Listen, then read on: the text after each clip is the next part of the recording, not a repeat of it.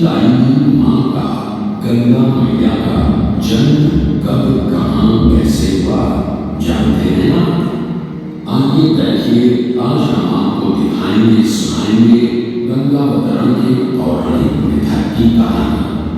कहानी तब की है जब सारा संसार 3 लोगों में बटा और बसा हुआ था, स्वर्गलोक, भूलोक और पाताल लोक। उसी सतयुग में इक्ष्वाकु कुल के सूर्यवंशी राजा सगर ने सारे संसार को जीतने के लिए एक अश्वमेध यज्ञ का संकल्प किया। सुने सुने सुने, सब सुने, यह जितने पूरी तरह से जहां भी जाएगा वो भूमि राजा सगर की मानी जाएगी। यदि किसी ने इस अश्व को रोका या पकड़ा तो उसे सगर के 7,001 पुत्रों और उनकी अक्षात सेना का सामना करना पड़ेगा। सुने सुने सुने। भूलोक में सगर का अश्व अजेय और अजेय बढ़ता जा रहा था और स्वर्गलोक में बढ़ती जा रही थी देवेंद्र इंद्र की दुविधा। उन्हें लगा कि अगर सगर का प्रभाव बढ़ता रहा तो उनका इंद्रासन भी गिर सकता था। डर कर वो अश्व को रोकने की युक्ति लगाने लगे।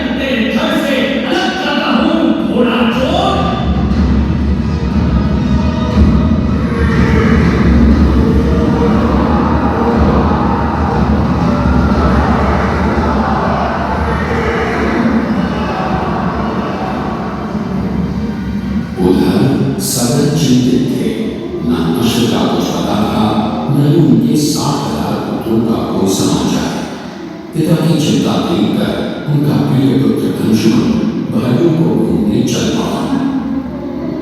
कपिल ऋषि ने आंख खोली तो सामने राजकुमार अंशुमन था। अंतर्यामी ऋषि सब समझ गए। उनसे सच जानकर अंशुमन टूट गया। अपने भाइयों की ओर से मैं आपसे क्षमा मांगता हूं, किंतु आपको ही उन्हें वापस जीवन दान देना होगा। मृतकों को जीवन नहीं, तर्पण की होती है आवश्यकता। मृत्यु का इलाज कोई नहीं कर सकता, किंतु मेरे कोप की युगाग्नि से भस्म लोगों का आसान नहीं होता तर्पण। गंगा जल, केवल गंगा जल ही करेगा मुक्त उन्हें, जो भस्म हुए तेरे परिजन। गंगा, गंगा किसका नाम है ईश्वर? स्वर्ग की सरिता है गंगा, विष्णु के चरणों से पैदा, ब्रह्मा की पुत्री है गंगा। विष्णु के पैरों से पैदा, ब्रह्मा की पुत्री? मैं कुछ समझा नहीं श्रेष्ठ ऋषि। ये एक लंबी कहानी है। दानी था राजा बलि, पर करता था ब्रह्म। पूरी पृथ्वी पर फैला था उसका ही आतंक। उसके आतंक को रोकने विष्णु ने धरा हेतु बावन अंगुल का कोना बनकर पहुंचे जहां था भूल। सारे दरबारी कौन ब्राह्मण हंसे, पर बलि ने जब उसे गाना आने को कहा तो उसने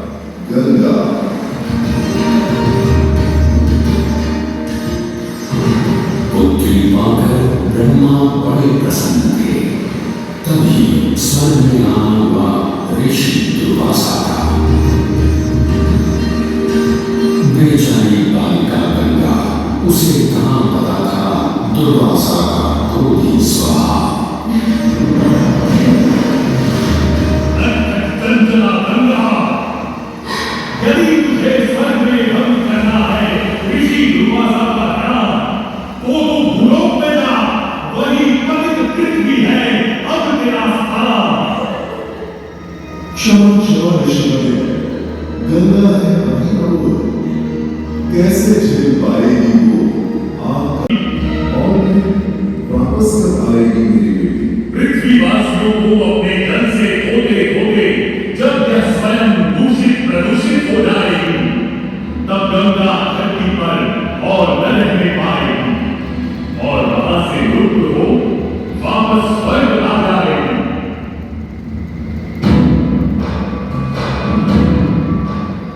अंशुमन को अपने भाइयों के तर्कों के लिए गंगा को लाने का बहुत मन था, किंतु किसी को राजधन ही तो दिलाना और रात ही चलाना था। देखते देखते 7 पीढ़ियां गुजर गए, पर 7 पुरुषों के बाद राजकुमार भगीरथ ने राजा बनने से साफ इनकार कर दिया। क्षमा कीजिए, क्या आवश्यक है कि राजा का बेटा भी राज संभाले? मैं पहले तपस्या करके ब्रह्मा से गंगा को मांझकर पृथ्वी पर लाऊंगा और उसके पावन पवित्र जल से अपने 60,000 पूर्वजों का तर्पण करूंगा। भगीरथ दूर एक जंगल में समाधि लगाकर बैठ गए और ब्रह्मा का आह्वान करने लगे।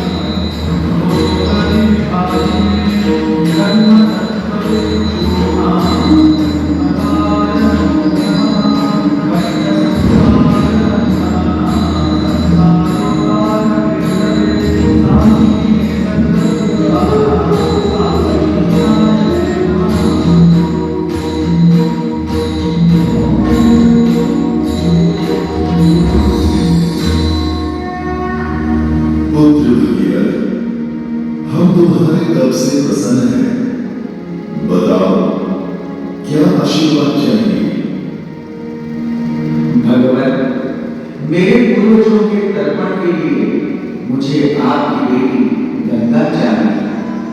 ब्रह्मा समझ गए कि गंगा के पृथ्वी पर जाने और धरतीवासियों का कल्याण करने का समय आ चुका है, पर उन्होंने एक चेतावनी दी और कहा कि यदि गंगा स्वर्ग से सीधे धरती पर गिरी तो सारी धरती ही नष्ट हो जाएगी और पृथ्वी को चीरते हुए गंगा सीधे पाताल में पहुंच जाएगी।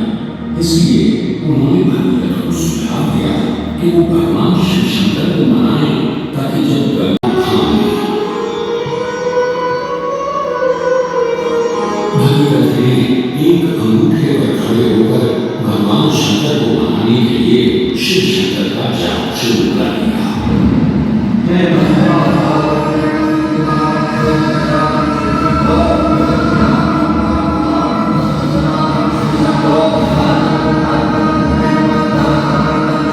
Oh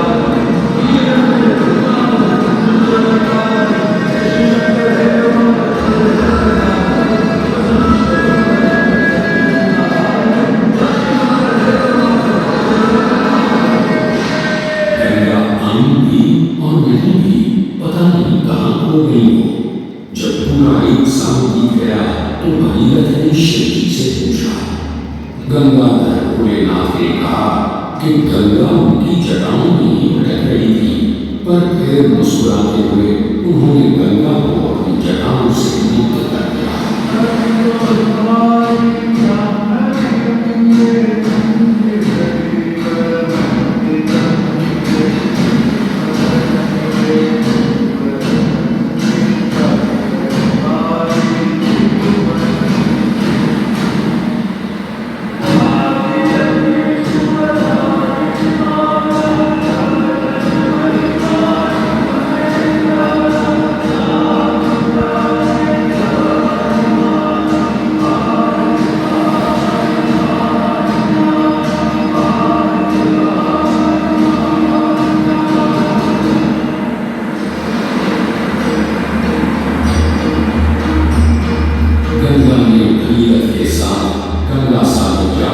सदर के पुत्रों का उद्धार किया और साथ वो भारत की सबसे महत्वपूर्ण नदी बन गई, जिसका भारत के जीवन में धार्मिक, आर्थिक, सामाजिक, ऐतिहासिक अनंत है।